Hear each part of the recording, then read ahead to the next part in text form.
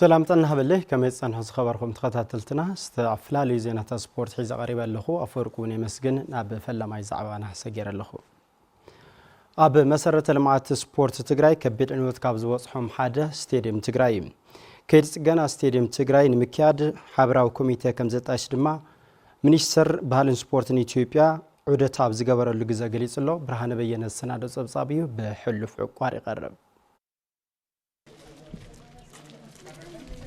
عالم لخواف لتوراخيبو انترناشنال اصواتا متنقاد جمير زنبر ستاديوم تግራይ بسنكي ابل على حزب تግራይ استخايدو كينات كبيد عنوت كم زبصحو زخاخرو صحفي فيدريشن كوعس اغري تግራይ موغس تفران اتحواري وددرن فيستيفالن كوميشن سبورت تግራይ حدش مسغنا كسب حزيز تغبرلو ጽገና ከም ዘለ ይገልጹ ኢንተርናሽናል ውቅናም ሁሉ አግኝቶ መጨረሻ ደረጃ ላይ የነበረ ስቴዲየም ነው። አሁን እንደምታዩት ከጦርነቱ በኋላ ትልቅ ዳሜጅ ነው የደረሰበት።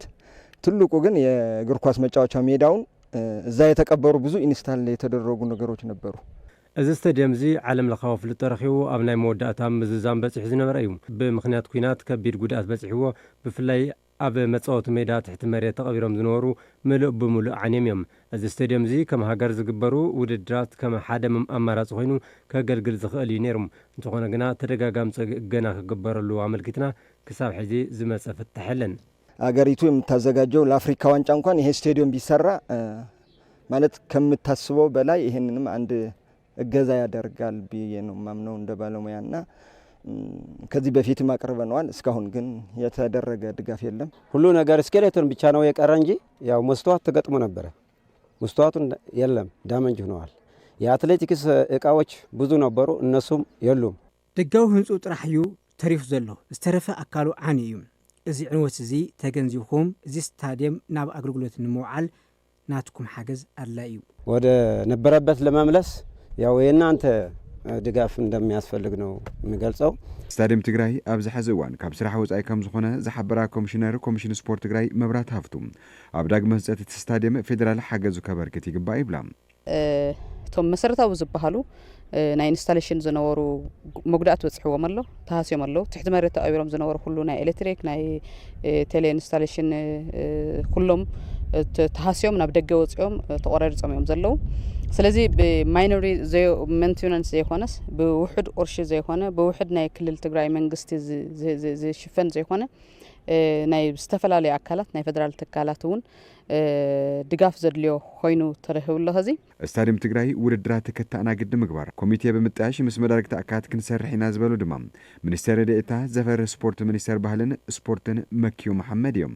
ምን ማድረግ እንችላለን የሚል በጋራ መስራት ይጠበቅብናል። አይ ቲንክ ቲም ተዋቅሮ ጥናት ማድረግ ያለበት ይመስለኛል። መጀመሪያ ደረጃ ከቢድ ጉዳት ከም ዝበጽሕ ተዓዚብና ኢና። ቀጻሊ እንታይ ከም ንሰርሕ ምስ ክልላዊ መንግስቲ ብምርድዳእ ነዚ ጉዳይ ዘጽንዕ ኮሚቴ አጣይሽና ዝርዝር ስራሕቲ ብምጽናዕ ናብ ተግባር ክንኣቱ ኢና። አቅማችስ ደግሞ የቱ ጋር መስራት እንችላለን የሚል ዝርዝር እቅዶች ወጥቶ መታየት ያለበት ይመስለኛል። የመጀመሪያ ፕራዮሪቲ የምናደርገው አይ ቲንክ ከክልሉ ጋርም ከጊዜያዊ አስተዳደሩ ጋርም ተነጋግሮ ጥናቱን ማካሄድ ጥሩ ይመስለኛል። በፌደራል መንግስት ደረጃ ደግሞ አገር አቀፍ ማህበራትም ፌዴሬሽንም ከኛ ጋር ነው ያሉት። ምን ቴክኒካል ድጋፎች እናደርጋለን ብሎም ደግሞ ምንም ድጋፍ ማድረግ እንችላለን የሚል በጥናቱ ደረጃ ምላሽ መስጠት ያስፈልጋል ማለት ነው። ኣብ ኢትዮጵያ ካብ ዝተሃነጹ ዓበይትን ዓለም ለኻዊ መዐቀን ዘማልኡ ስታዲየማት ዝኾነ ስታዲየም ትግራይ ቅድሚ ኩናት ትግራይ ሃገራውን ዓለም ለኻዊ ውድድራት ምትእንጋድ ጀሚሩ እኳ እንተነበረ ብሰንኪ ኩናት ትግራይ ቆላሕ ዝብሎ ሲኑ ኣደዳ ስርቅን ዕንወትን ኮይኑ ይርከብ። ብሽክሌተኛታት ትግራይ ንስልጠና ውድድርን ጋንታ ረኺቦምን ኣብ ዝጓዓዘሉ ግዜ ጸገም ቪዛ ከቢድ ኮይኑ ጸኒሑ እዩ። እንቅፋት ቪዛ ብሽክሌተኛታት ንምፍታሕ ምስ ኤምባሲታት ምርዳእ ከም ዝገብር ፌዴሬሽን ብሽክሌታ ኢትዮጵያ ኣፍሊጡሎ።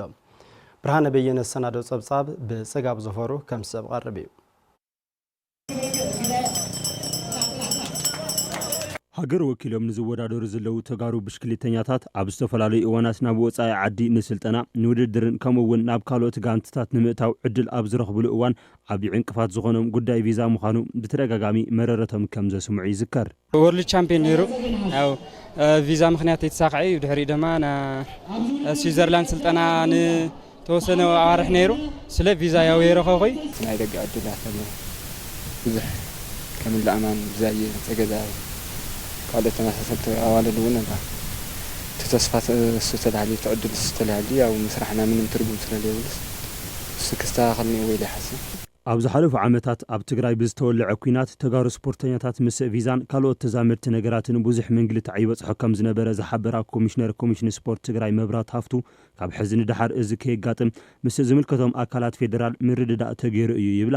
ዓመታት 2016 15 ዝነበሩ ናይ ቪዛ ሰፋሕቲ ጸገማት ነይሮም እሱ ፖለቲካ ዝፈጠሮ ኣብ ተጋሩን ቪዛ ጥራሕ ዘይኮነስ ናብ ንኢትዮጵያ ወኪሎም ኣብ መላእ ዓለማት ንከይወዳደሩውን ብዙሓት ዕንቅፋታት ይፍጠሩ ነይሮም እዮም ካብ ቪዛ ዘለለ ብዓለም ተጽዕኖ ፈጢሮም ናይ ኢትዮጵያ ባንዲራ ዘለብሉ ምዃኖም እናተፈለጠ ናብ ናይ ስፖርት ዓለም ንከይሳተፉውን ዕንቅፋታት ብዙሕ ነይሮም እዮም ኣብዚ ቀልጡፍ ዝኾነ ብኩሉ መድረክቲ ኣካላት ናይ መንግስቲ ኣካላት ዝግበው ኩሉ ፍታሕ ንክግበርን ኣብኡ ዝነበሩ ዓንቀፍቀፋት ንተጋሩ ኣትሌታት ጥራሕ ዘይኮነ ተዓንቀፍቀፍ ንናይ ኢትዮጵያ ንናይ ባዕሎም ሒዞም ካብ ዘለዎ ግብውን ዓንቀፋት ስለ ዝኾነ እዚ ክርአ ከም ዘለዎ ሰፊሕ ብልና ገምግምና ቀጻሊ ከምኦም ዝበሉ ጸገማት ከይፍጠሩ ምርዳእ ፈጥርና ከዚ ከምኦም ዝበሉ ጸገማት ንእሽተን ዝተቐረፉ እዮም ዕድል ወጻኢ ዝረኸቡ ተቐዳደምቲ እቲ ጸገም ከጋጥሞም ሙጽንሑ ዝገለጹ ፕሬዚዳንት ብሽክሌታ ኢትዮጵያ ኣይተ ወንድሙ ሃይለ ንዝፍጠሩ ጸገማት ቪዛ ምስ ኤምባሲታት ብምርድዳእ አድላይ ዝኾነ መፍትሕን ድጋፍን ከም ዝገብሩ ይገልጹ።